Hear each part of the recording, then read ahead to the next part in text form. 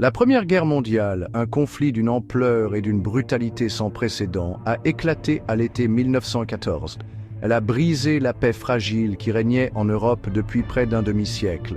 Ce conflit mondial, souvent appelé la Grande Guerre, a opposé des nations les unes aux autres dans une lutte pour la domination et la survie. Il a laissé des millions de morts, des économies en ruine et des sociétés à jamais marquées.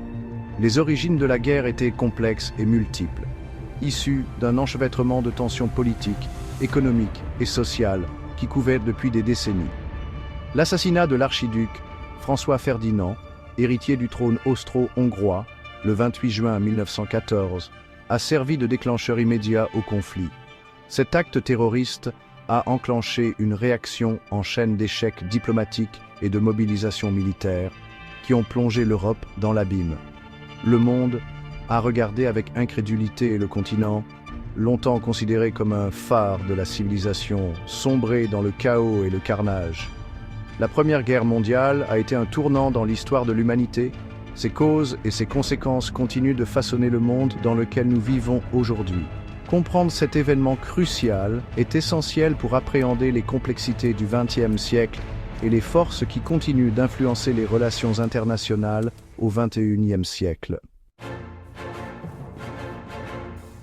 Les germes légendes de la Première Guerre mondiale ont été semés au cours des décennies précédant 1914. Un jeu complexe de facteurs, incluant la rivalité coloniale, un nationalisme intense, la concurrence économique et une course aux armements périlleuse, a créé un climat de peur, de suspicion et d'hostilité entre les grandes puissances européennes. Les ambitions coloniales ont mis les nations européennes en concurrence directe les unes avec les autres dans leur quête d'empires outre-mer. La ruée vers l'Afrique et l'Asie a intensifié les rivalités, en particulier entre la Grande-Bretagne, la France et l'Allemagne. Le nationalisme, alimenté par un puissant mélange de fierté culturelle et d'ambition politique, a encore exacerbé les tensions. En Allemagne, une nation nouvellement unifiée, désireuse d'affirmer sa place sur la scène mondiale, se sentait de plus en plus menacée par les puissances établies.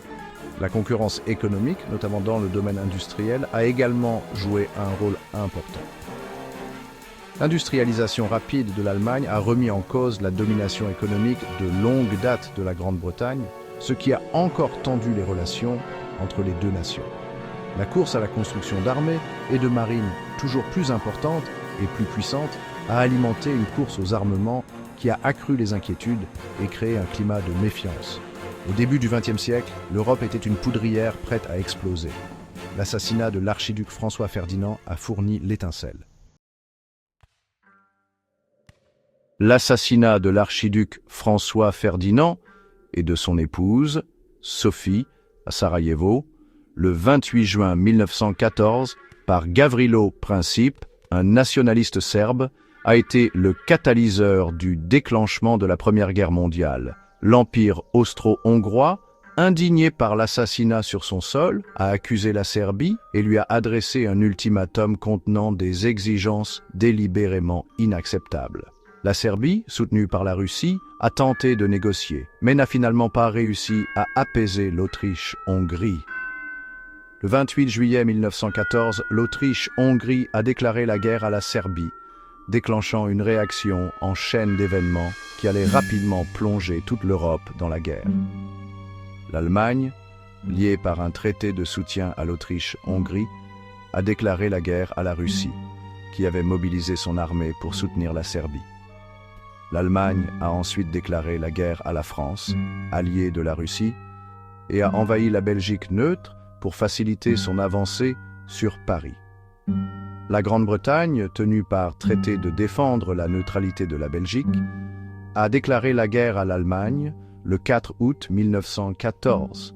En quelques jours, les grandes puissances européennes étaient en guerre.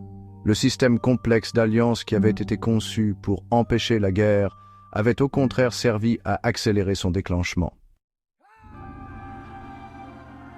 Alors que les canons d'août 1914 se mettaient à gronder, l'Europe se retrouva divisée en deux camps armés. D'un côté se trouvaient les empires centraux dirigés par l'Allemagne et l'Autriche-Hongrie, rejoint plus tard par l'Empire ottoman et la Bulgarie.